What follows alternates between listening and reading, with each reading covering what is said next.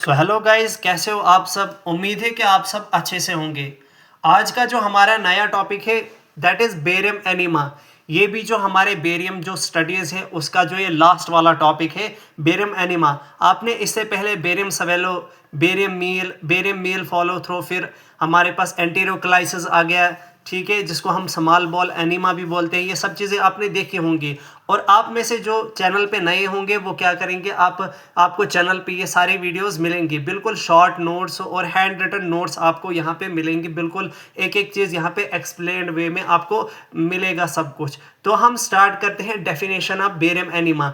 ठीक है, अब बेरियम एनीमा क्या होता है? एक रेडियोलॉजिकल प्रोसीजर होता है जिसमें हम कौन सा यूज करते हैं? बेरियम का यूज करते हैं। क्या होता है? एक रेडियोलॉजिकल प्रोसीजर है। किस चीज की स्टडी करते हैं? लार्ज बाउल की। लार्ज बाउल मीन्स के लार्ज इंटेस्टाइन के हम क्या करेंगे यहाँ पे? स्टडी करेंगे। कब? By administration of contrast through rectum.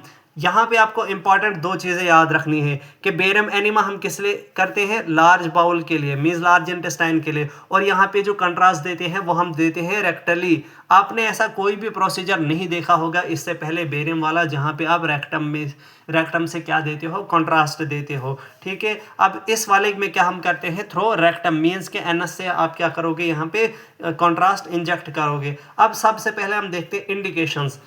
जैसे कि बाकी प्रोसीजर्स में भी आपने इंडिकेशंस देखा, कंट्रा इंडिकेशंस देखे, पेशेंट प्रिपरेशन देखा।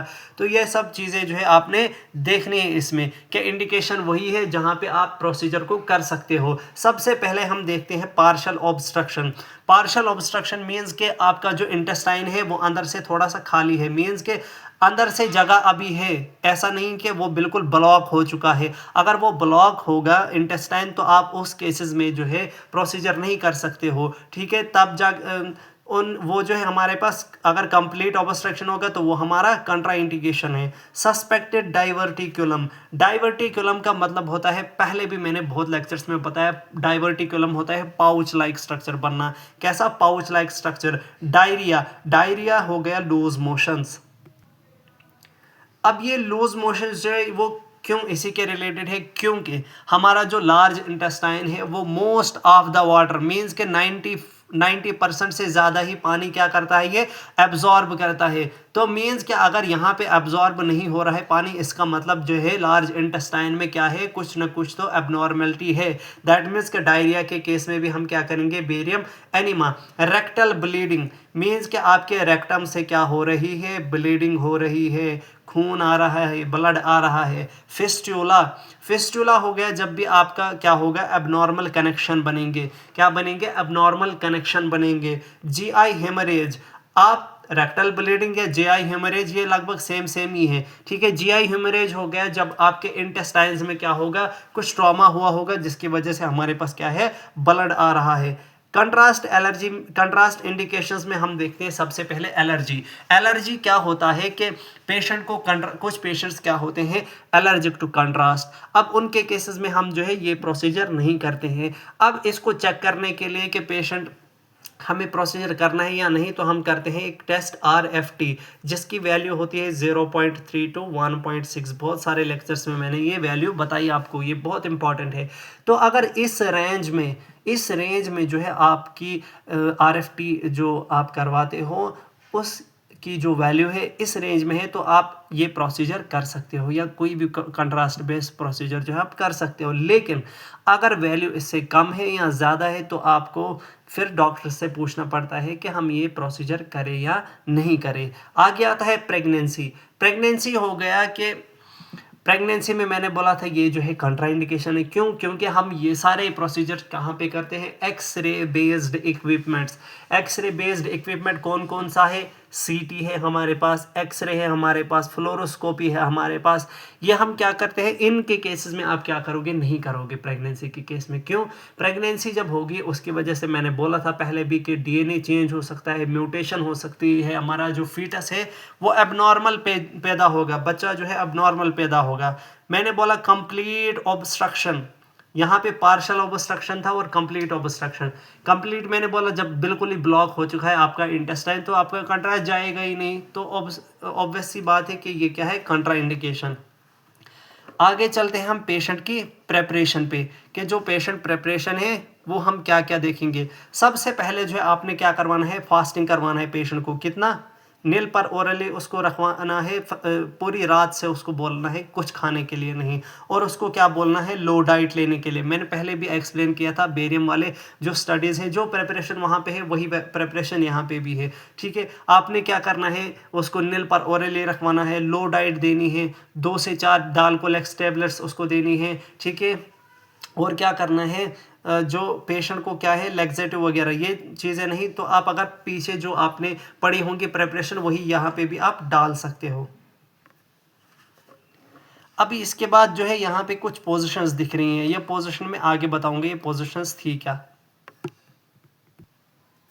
जैसे कि मैंने पहले भी क्या बोला कि प्रोसीजर जब हम करेंगे बेरियम वाले, तो उनमें हम सिंगल कंट्रास्ट भी करते हैं और डबल कंट्रास्ट भी करते हैं। सिंगल में क्या होता है कि हम ज़्यादा जो है इसकी कंसंट्रेशन नहीं लेते हैं, और डबल में हम क्या करते हैं, एक दो चीज़ें एडिशनल में हम यहाँ पे देते हैं। सिंगल में आप क्या करोगे, सबसे पहले पेशेंट को क्या करोगे, सुपाइन पोजिशन में लिटाओगे। सुपाइन पोजिशन जब लिटाया तो आपने एक स्काउट फिल्म लेनी है। स्काउट फिल्म आप क्या करोगे, एक प्रेपरेशन के लिए कि आपका एरिया कट तो नहीं हो रहा है कहीं पे, अच्छा पेशेंट अच्छे से प्रिपेयर तो है अच्छे से। आपने प्रोसीजर में क्या करना है, जो पेशेंट को अच्छे से समझाना है कि ये जो प्रोसीजर हम करेंगे कैसे। ठीक है, ये सब चीज़ें आपको समझानी ताकि पेशेंट जो है कंफर्टेबल रहे। ये सब चीज़ें मैंने आपको पहले बताई हुई हैं, इसलिए मैं एक्सप्लेन नहीं कर रहा। अब क्या करना है, आपको पेशेंट को लेफ्ट लेटरल पोजीशन में लिटाना है, मीन्स कि आपको उसको जो है बाईं करवट जो है उसको लिटाना है। अब क्या करना है, आपने एक बेरियम एनिमा ट्यूब टिप, क्या होती है, एक बेरियम एनिमा की ट्यूब होती है आपके पास, एनिमा ट्यूब सॉरी, आपके पास एक एनिमा ट्यूब होती है, उसकी जो टिप है आपने उसको क्या करना है, इंसर्ट। लेकिन इंसर्ट करने से पहले आप पहले इसको लुब्रिकेट करोगे। लुब्रिकेट किससे करोगे, एनेस्थेटिक जेली से। किससे, एनेस्थेटिक जेली से, जो हमारे पास क्या होता है, जाइलोकेन और लिग्नोकेन, उससे क्या करोगे, इसको लुब्रिकेट करोगे अच्छे से, और बाद में क्या करोगे, पेशेंट को इंसर्ट करोगे थ्रो रेक्टम, एनस से। ठीक है, अब क्या है, जो ही आपने ट्यूब को क्या है अंदर इंसर्ट किया, अब आप क्या करोगे, कंट्रास्ट को इंजेक्ट करोगे इसी ट्यूब से। ठीक है, इस ट्यूब से आप क्या करोगे, बेरियम को इंजेक्ट करोगे इनटू द रेक्टम। अब जो ही क्या होगा, अब जो ही क्या होगा, जब बेरियम फिल हो जाएगा किस में, रेक्टम में, तो आप क्या करेंगे, स्पॉट फिल्म्स लेंगे। लेकिन आप यहाँ पे कुछ चीज़ें ध्यान रखेंगे कि आप क्या करेंगे, जो ही आप फिल कर रहे हो तो 3 तरह की फिल्म आप लो यहाँ पे। पहले जब आप स्टार्ट कर रहे हो, फिर जब आपने मिड थोड़ा सा हाफ कंट्रास्ट दे चुके हो, और फिर जब आपने पूरा का पूरा कंट्रास्ट दिया, तो 3 फिल्म्स आप लेना यहाँ पे। अभी कौन से पार्ट के लिए कौन सी पोजिशन यहाँ पे है वो हम देखेंगे। अभी जैसे हम सिंगल कंट्रास्ट बेस्ड जो एनिमा होता है, बेरियम एनिमा होता है, उसमें हम किस पार्ट के लिए कौन सी पोजीशन लेंगे। ठीक है, ये है हमारे पास पार्ट ऑफ बाउल यहाँ से, और यहाँ से हमारे पास क्या है, हमारे पास कौन सी पोजीशन हम देंगे। ठीक है, यहाँ से क्या है पोजीशन हमारे पास। तो सबसे पहले जो है रेक्टम वाला, रेक्टम के लिए आप क्या करोगे, जैसे मैंने बोला था पेशेंट को कैसे लिटाना है, लेफ्ट लेटरल पोजीशन में, ताकि आप क्या करो, कंट्रास्ट को इंजेक्ट करो। तो मीन्स लेफ्ट रेक्टम के लिए कैसी है, लेफ्ट लेटरल पोजीशन। अभी जो सिग्मोइड हमारे पास होता है, कौन सा, सिग्मोइड कॉलन। सिग्मोइड जो हमारे पास होता है दैट इज ऑल्सो मतलब related with the rectum. Rectum के पास ही हमारे पास क्या होता है, सिग्मोइड कॉलन भी होता है। लेकिन इसकी पोजीशन हम कैसे लेते हैं, इसकी लेफ्ट लेटरल और इसकी राइट लेटरल पोजीशन में। ठीक है, स्प्लेनिक फ्लेक्सर और हेपेटिक फ्लेक्सर, ये भी हमारे पास क्या होते हैं, 2 तरह के हमारे पास पार्ट से होते हैं। इनको कैसे आप करोगे, स्प्लेनिक फ्लेक्सर के लिए आप क्या करोगे, लेफ्ट लेटरल पोजीशन लोगे, और हेपेटिक के लिए आप क्या करोगे, राइट लेटरल पोजीशन करोगे। तो अगर आपको याद रखना है इसको इजी वे में, तो आप ऊपर देखो, लेफ्ट लेटरल फिर राइट लेटरल, फिर लेफ्ट लेटरल फिर राइट लेटरल। और एंटायर कॉलोन के लिए अगर पूरा का पूरा आपको कॉलोन देखना है, फॉर एग्जांपल ये हमारे पास क्या है, ऐसे ये जो हमारे पास कॉलोन है, ठीक है, ये हमारे पास पूरा का पूरा कॉलन यहाँ पे मैंने बना लिया। अगर इस सारे को देखना है तो अब हम कैसे देख सकते हैं, जब इसको हम सुपाइन पोजीशन में लिटाएंगे। अगर आप सुपाइन पोजीशन में लिटाओगे तभी आप ये देख सकते हो, अदरवाइज नहीं देख सकते। तो आपने क्या याद रखना है ट्रिक से, पहले लेफ्ट लेटरल, फिर राइट लेटरल, फिर लेफ्ट लेटरल और फिर राइट लेटरल। और हमारे पास जो एंटायर कॉलोन के लिए वो आसान है, वो हमारे पास क्या है, सुपाइन पोजीशन। तो सबसे पहले रेक्टम, रेक्टम के लिए कौन सा, लेफ्ट लेटरल। फिर रेक्टम के जैसे हमारे पास रेक्टो सिग्मोइड, उसके लिए हमारे पास क्या किया आपने, उस राइट लेटरल। फिर स्प्लेनिक के लिए लेफ्ट लेटरल और हेपेटिक के लिए हमारे पास क्या आया, राइट लेटरल। अभी आप क्या करोगे, अब आप करोगे डबल कंट्रास्ट स्टडी। डबल वाले में क्या करोगे आप, पेशेंट को वैसे आपने क्या है लेफ्ट लेटरल पोजीशन में लिटाए रखना है। इसमें क्या करोगे आप, जो ट्यूब होती है, क्या होती है, जो भी आपने एनिमा ट्यूब टिप होती है उसको आपने क्या करना है, लुब्रिकेट करके आपने क्या करना है, इंसर्ट करना है जेंटली। जेंटली मीन्स कि आराम आराम से, ऐसा नहीं कि आप जल्दी जल्दी में उसको इंसर्ट करोगे, पेशेंट को तकलीफ हो सकती है और हो सकता है ट्रॉमा भी हो जाए, ब्लीडिंग आ सकती है उसको। ठीक है, आपने जेंटली आराम आराम से उस ट्यूब को जो है इंसर्ट करना है रेक्टम में। अब क्या करोगे आप, इसमें पहले जो है आप क्या करोगे, यहाँ पे बेरियम थोड़ा सा आप दे दोगे। बेरियम देने के बाद इंजेक्ट जब आपने किया, अब आप क्या करोगे, कंट्रास्ट, नेगेटिव कंट्रास्ट जो हमारे पास होता है। Negative contrast means air. Air कैसे बनता है, वो हमने बोला था इफरविसेंट एजेंट्स, जो क्या करते हैं, गैस प्रोड्यूसिंग एजेंट्स होते हैं, वो क्या करेंगे, हम इस बेरियम के बाद हम ये देंगे और ये क्या काम करेगा, नेगेटिव कंट्रास्ट को, ये क्या है, ये क्या करवाएगा, ये हमारे पास जो इमेजेस है उसको एनहेंस करवाएगा। मींस कि हमारे पास विजुअलाइजेशन बहुत अच्छी हो जाएगी। जब अब पूरा एंटायर कॉलम जो है हमारे पास फिल होगा एयर से, जब पूरा का पूरा कॉलम जो है एयर से भर जाएगा, क्या हो जाएगा, भर जाएगा। मीन्स जब आपने पूरा जो है हम नेगेटिव कंट्रास्ट दे दिया होगा, तो अब क्या होगा, यहाँ पे एपी एब्डोमेन में आप क्या करोगे, इसकी एक फिल्म लोगे। ठीक है, अब इसमें जो फिल्मिंग है वो आप कैसे कैसे लोगे, जैसे आपने सिंगल वाले में फिल्म देखी थी, यहाँ पे भी आप फिल्म देखोगे।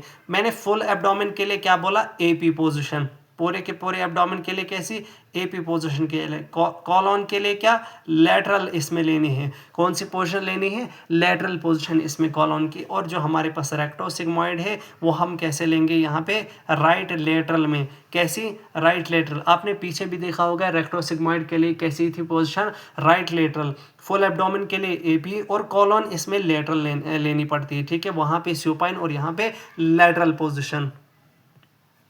सो this is all about the barium enema. और लास्ट पे आप क्या करोगे, थोड़ा सा कॉम्प्लिकेशंस आपके पास आ सकते हैं कि पेशेंट को जो है क्या होगा, एलर्जिक रिएक्शंस हो सकती हैं, एलर्जिक रिएक्शन हो सकती है। अच्छा, और क्या हो सकता है, उसको ट्रॉमा हो सकता है।